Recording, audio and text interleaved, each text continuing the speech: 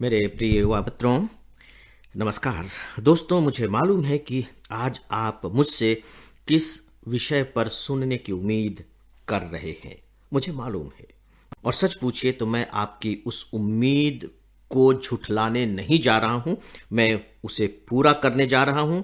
और आज मैं जिस विषय पर बात की शुरुआत कर रहा हूं वह है बजट 2021-22। मैंने कहा मैं शुरुआत कर रहा हूं, यानी कि इस बजट वाले विषय पर हम कुछ एपिसोड तक बात करेंगे। लेकिन इससे पहले कि मैं इस विषय की शुरुआत करूं, मैं दो जो महत्वपूर्ण तथ्य हैं उनको पहले बताना चाहूंगा। पहला यह कि आज के अखबारों में आपने पढ़ा होगा कि म्यांमार, जो हमारा एक पड़ोसी देश है, वहां तख्ता पलट हो गया है और सेना ने बाकायदे सत्ता पर अधिकार कर लिया है। और वहां की जो प्रमुख थीं आंग सान सू की, उन्हें गिरफ्तार कर लिया है। ये एक महत्वपूर्ण घटना है क्योंकि म्यांमार हमारे नॉर्थ ईस्ट का पड़ोसी देश है और बहुत ही महत्वपूर्ण भूमिका हमारे जो नेशनल सिक्योरिटी है, जो सुरक्षा वाला जो आपका चैप्टर है, उसमें म्यांमार की होती है।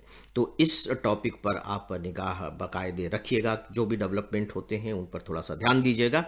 आपने देखा है कि भारत ने कहा है कि वो लोकतांत्रिक व्यवस्था की उम्मीद करता है और अमेरिका ने भी इसी तरह का स्टेटमेंट दिया है। यानी कि म्यांमार की ये जो घटना है भारत को बहुत प्रभावित करने वाली घटना है। दूसरी बात कि अमेरिका में एक बर्फीला तूफान आया है, जबरदस्त किस्म का। अमेरिका का जो ईस्ट कोस्ट है, जहां न्यूयॉर्क, न्यू जर्सी, ये सब आप नाम सुनते हैं, वाशिंगटन, बॉस्टन, ये उसका ईस्ट कोस्ट है, यानी कि पूर्वी तट है। और ये बहुत ही ठंडा क्षेत्र होता है, वहां बहुत ही जबरदस्त किस्म का बर्फीला तूफान आया है जिसका नाम है ओरलेना। तो आपको बस केवल नाम ध्यान में रखना है, ओरलेना, यानी कि बर्फीला तूफान जो अमेरिका में आया है। आइए अब विषय पर आते हैं। दोस्तों, मैंने जैसा कि कहा कि बजट पर हम लोग कुछ एपिसोड तक बात करेंगे। मुझे ऐसा लगा कि अगर एक ही एपिसोड में मैं अपनी बात कहकर और मुक्ति पालूं तो शायद मैं आप सबके साथ न्याय नहीं करूंगा।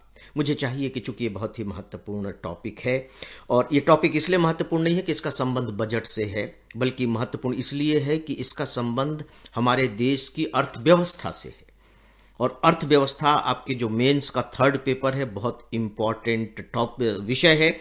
इतना ही नहीं बल्कि प्री एग्जामिनेशन में भी अर्थव्यवस्था और अर्थशास्त्र की बहुत बड़ी भूमिका होती है। तो पता नहीं क्यों मेरे दिमाग में यह बात आई कि नहीं, मुझे इस पर थोड़ी सी बेसिक से बातों की शुरुआत करनी चाहिए। तो दोस्तों, मैं इस बात के लिए माफ़ी चाहूँगा कि मैं सीधे सीधे आंकड़े और क्या क्या किया गया ये न गिना करके कुछ अलग तरीके से आपसे बात करने जा रहा हूँ। अगर यही सच में मुझसे सुनना है तो फिर अखबार क्या बुरे हैं। अखबारों में तो बहुत डिटेल्स में बातें दी हुई हैं, वहाँ से आप पढ़ सकते हैं। लेकिन काश कि सिविल सर्विस आप केवल पढ़ने से क्वालिफाई कर पाते, ऐसा होता नहीं है। सिविल सर्विस क्वालिफाई कर सकते हैं आप केवल समझने से, और मेरी कोशिश यहाँ समझाने की ही रहेगी। तो आइए, बजट पेश हो गया है। जब हम बजट की बात कर रहे हैं तो याद रखिए कि ये जो बजट है इसके 3 भाग हैं, और इन तीनों को एक साथ लेकर के ही आप इसे समझ सकते हैं। 3 भाग। इसके 3 भाग कौन कौन से हैं? इसका जो पहला भाग है दोस्तों, वो विधायी का है, लेजिस्लेशन का है। लेजिस्लेशन का है कहने का मतलब कि आपके मेंस का जो सेकंड पेपर है, यानी कि जो पॉलिटिकल साइंस है, या उस कह लीजिए कि उसमें जो कॉन्स्टिट्यूशन है, उसका भी एक बहुत इंपॉर्टेंट चैप्टर है बजट। बजट यानी कि संसद में बजट किस तरीके से पारित होता है। याद रखिए कि हम संसद में तो दो मतलब लगातार अधिनियम पारित होते रहते हैं, विधेयक पारित होकर के अधिनियम बनते रहते हैं, डिस्कशन होते रहते हैं। लेकिन बजट का जो प्रोविजन है वो थोड़ा सा दूसरा है। इसका मतलब है कि आपको अलग से मालूम होना चाहिए कि बजट संसद द्वारा किस तरीके से पारित किया जाता है। और आप देखेंगे कि पुस्तक में अलग से बजट पर इस तरह के चैप्टर्स दिए हुए हैं। और प्री एग्जामिनेशन में भी मैंने देखा है कि एक न एक क्वेश्चन इसके पारित होने की प्रक्रिया को लेकर के आ जाता है। चाहे वित्त विधेयक, धन विधेयक में क्या अंतर है, क्या लोग राज्यसभा इसे रोक सकती है, इस तरह के प्रश्न क्यों न पूछे जाए, लेकिन वह होता है। मेरी सलाह है कि आपके लिए एक अच्छा अवसर है, जबकि आप इस बजट को पारित होते हुए लगातार देखेंगे, अखबारों में इसकी प्रक्रियाएं आती रहेंगी, तो बेहतर है कि जो चीज़ें किताब में लिखी हुई हैं उन्हें आप अखबार के झरोखे से देखने की कोशिश करें। एकदम से सारी बातें आपके दिमाग में बैठ जाएंगी, समझ में आ जाएंगी। इसका जो दूसरा चैप्टर है या इसका जो दूसरा पक्ष है कह लीजिए, वह सीधे सीधे आपके इकोनॉमी से जुड़ा हुआ है। जनरल स्टडीज के थर्ड पेपर से या इकोनॉमिक्स से जुड़ा हुआ है कह सकते हैं आप। प्री में भी इसका बहुत बड़ा रोल होता है। जब मैं कह रहा हूं कि इकोनॉमिक्स से जुड़ा हुआ है तो इसके दो भाग हैं, इसीलिए मैंने इसको 3 भागों में बांटा है। उसका एक पार्ट तो यही है कि जो बजट है, जो आज आप अखबारों में पढ़ रहे हैं, उसके शब्दावलियां हैं, है ना, उसकी टर्मिनोलॉजी है। राजस्व आय और राजस्व व्यय व्यय और पूंजीगत लाभ और पूंजीगत व्यय, इस तरह की शब्दावलियां आप पढ़ रहे हैं। राजकोषीय घाटा, फलाना फलाना फलाना।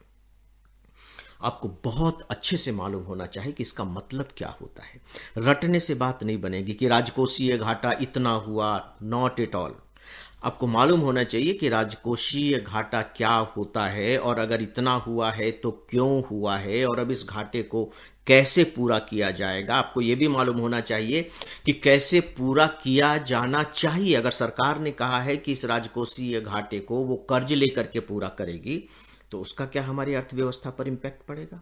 अगर सरकार कहती है कि नहीं, इस राजस्व घाटे को हम नोट छाप के पूरा करेंगे, करेंसी इशू करके, इसका क्या हमारी अर्थव्यवस्था पर इंपैक्ट पड़ेगा। मतलब विस्तार से आपको ये बातें जाननी चाहिए। इसलिए नहीं कि इसको जानने से बजट का आपका चैप्टर बहुत अच्छे से पूरा हो जाएगा, नॉट एट ऑल। बड़ी बात तो यह है कि इसको जानने से भारतीय अर्थव्यवस्था की बहुत अच्छी टोटल कुल समझ आपके अंदर आ सकेगी। आप अर्थशास्त्र को समझ सकेंगे। मैं रिपीट कर रहा हूं कि बजट को अच्छे से समझने का मतलब एक प्रकार से कहीं न कहीं अर्थव्यवस्था और अर्थशास्त्र को ही समझना होता है। और एक बार जब आप बजट को समझ लेते हैं दोस्तों, तो ये जो बजट है, आप देखिए, बजट का मतलब है धन की व्यवस्था। और आप समाज में कुछ भी करते हैं, धन आपको चाहिए। अगर आपको ग्रामीण विकास करना है तो धन चाहिए, अगर आपको वृद्धों के लिए कुछ करना है तो आपको धन चाहिए। हर जगह धन चाहिए ना, तो वो धन कहां से आता है? वो धन बजट से आता है। इसका मतलब यह हुआ कि आपके सिलेबस में जितने टॉपिक्स हैं, जो जो टॉपिक्स हैं, बहुत सारे टॉपिक्स हैं, आपको देखना यह होगा कि इनका बजट से क्या रिलेशन है। यानी कि बजट एक इतना बड़ा बांध है जहां से छोटी छोटी नहरें निकल करके ढेर सारे आपके जो टॉपिक्स हैं वहां तक वो पानी पहुंचाते हैं, आंकड़े पहुंचाते हैं। लेकिन ये आंकड़ों का जंजाल भी है, तो आपको यहां यह भी सतर्कता रखनी होगी कि कहीं आप उस जंजाल में उलझ तो नहीं रहे हैं। हां, ये सघन वन है, तो यहां आपको एक सतर्कता बरतनी होगी। और वो सतर्कता यह कि आप अर्थशास्त्री नहीं हैं, आप बजट के एक्सपर्ट होने नहीं जा रहे हैं। आप बजट पर एक ऐसी सामान्य सी समझ विकसित करना चाहते हैं जो सिविल सर्वेंट बनाने में आपकी मदद कर सके। क्योंकि जब आप सिविल सर्वेंट बन जाएंगे तो आप अपने राज्य के वित्त सचिव बन जाएं, या वित्त मंत्रालय में काम करें, या केंद्र सरकार में जाकर के वित्त सचिव, राजस्व सचिव, व्यय सचिव में से कुछ भी बन जाए। और वैसे भी आप जब थोड़े से भी सीनियर हो जाएंगे तो हेड ऑफ द डिपार्टमेंट के रूप में आपको अपने ऑफिस का जो बजट है, अपने ऑफिस का जो अकाउंट है, उसको देखना पड़ेगा, उसको मैनेज करना पड़ेगा। तो यू शुड नो। इसका जो तीसरा पक्ष है जो इकोनॉमी से ही रिलेटेड है दोस्तों, वो है टैक्सेशन का, कराधान जिसे आप हिंदी में कहते हैं। यानी कि किस किस तरह के टैक्स होते हैं, उनके क्या नाम है, किस तरीके से लगाए जाते हैं, इसके बारे में भी आपकी जानकारी होनी चाहिए। क्योंकि जब आप बजट को पढ़ेंगे तो उसमें पता लगेगा कि ये निगम टैक्स है, तो ये कारपोरेट टैक्स है, तो ये फलाना टैक्स है, तो ये डायरेक्ट टैक्स है। तो आपको मालूम होना चाहिए ना, ये डायरेक्ट टैक्स है, तो ये इनडायरेक्ट टैक्स है, तो ये मूल्यवर्धित टैक्स है, तो ये फलाना टैक्स है, तो ये करापात है, तो ये कराधान है। ये क्या होता है? जब तक आप इन शब्दावलियों से अच्छी तरह से परिचित नहीं होंगे तो सीधी सी बात है, तब तक आप इस बजट को अच्छे तरीके से नहीं समझ सकते। तो दोस्तों, इसके जो 3 ब्रांच है, जैसा कि मैंने बताया, एक आपके कॉन्स्टिट्यूशन का है कि बजट संसद के द्वारा कैसे पारित किया जाएगा, या अखबारों के जरिए झांकने की कोशिश, समझने की कोशिश कीजिए। दूसरा यह है कि बजट आ चुका है, उसमें ढेर सारी शब्दावलियां हैं, उसमें जो महत्वपूर्ण शब्दावलियां हैं उनको समझने की कोशिश कीजिए। इस पर हम लोग बात करेंगे। और फिर टैक्सेशन है कि अलग अलग तरह के जो टैक्स होते हैं उनके चरित्र को जानने की कोशिश कीजिए। इस बार के मुख्य परीक्षा में जो अभी जनवरी में हुआ था, बाकायदे आप देखिए कि जीएसटी, वस्तु एवं सेवा कर के ऊपर एक प्रश्न पूछा गया है, तो आपको मालूम होना चाहिए कि क्या है। तो दोस्तों, ये तो हुआ जो बजट है उसके बारे में, उसकी शाखाओं के बारे में।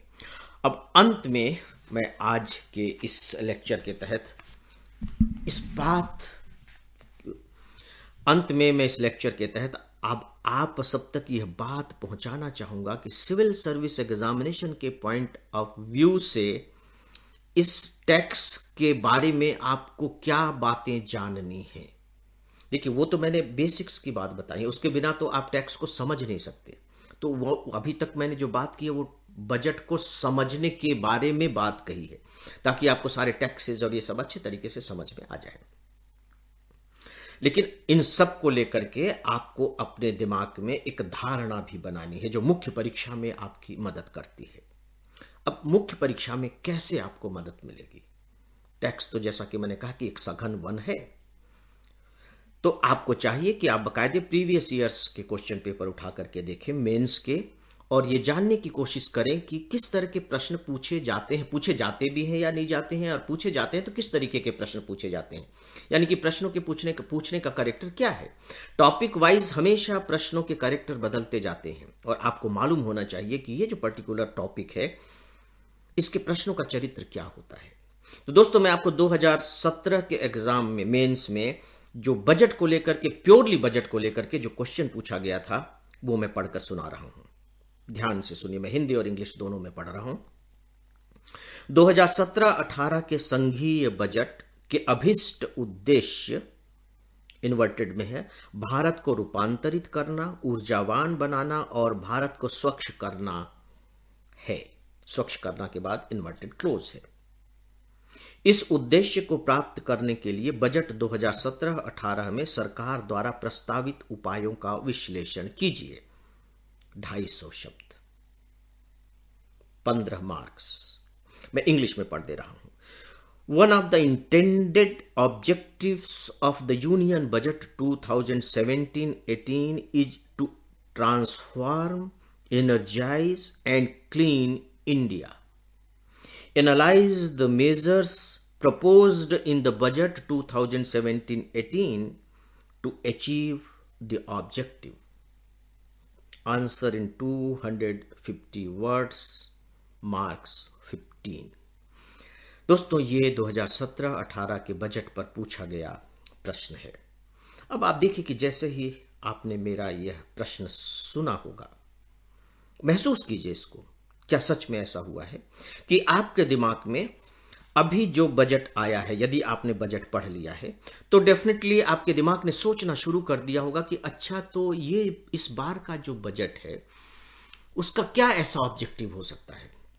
सिविल सर्विस एग्जामिनेशन की दृष्टि से इस पैटर्न पर हम इस बजट से क्या निकाल सकते हैं।